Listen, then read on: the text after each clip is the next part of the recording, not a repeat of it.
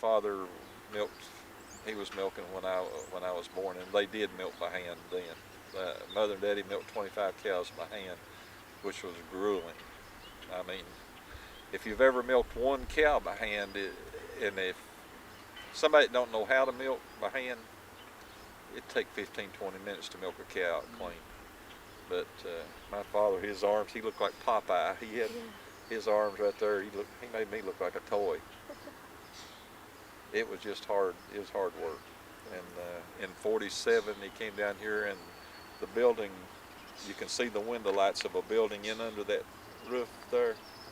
That was the original Dury built on this place, and then the white building here with the little red outbuilding on it, that was a building that he built last for me to milk in. But every day of my life when I got off the school bus, I had 3 hours and a half of milking in front of me. And on the weekends, I got to do it at least once, and my brother would do it once, most of the time, once a day. And we never could play sports together because, like when we was playing football, one of us got to play one season, and the next year the other got to play the other season. We couldn't. Somebody had to be here to milk the cows. So, but up till I was 50, why, I got up every morning at 3 o'clock, come milk. We milk 3 times a day. We have dairymen that help us, and we start hanging milkers at 4 in the morning, and at 12 noon, and at 8 at night. So there'll be a guy come in here at 7, and he'll start setting up and get the cows up and stuff, and then he'll start milking at 8, and he'll get through about 1 o'clock in the morning. And then the next guy will come in at 3. He'll start at 4 hanging milkers. He'll get through at 10 or 11. Then the next guy comes in and at 11, and it just goes on and on. We sell, most farmers sell through a broker. There's very few farmers. Now Cruise Farms, they direct their milk, they direct sell, and they bottle their own milk. But that entails all kind of problems. And actually it's the best way to make a profit if you're set up and you've got the help to do it. But what we do is we sell to Piedmont, and Piedmont is a brokerage in North Carolina. So our milk goes from here to North Carolina, and they sell it to Mayfields and anybody that packages milk, Kroger's or whoever. You know, all the stuff that you hear on the radio about Mayfield's milk, it's everybody's milk. Milk's milk. You know, Mayfield's milk is a name. It's not a product. It's just a name. And Kroger's milk, that's just a name. Waggles. You know, there's no difference. 99% of the cows that give milk in this part of the world are Holstein cows, and they all give about the same protein and about the same butter fat, and the only difference is who packages it.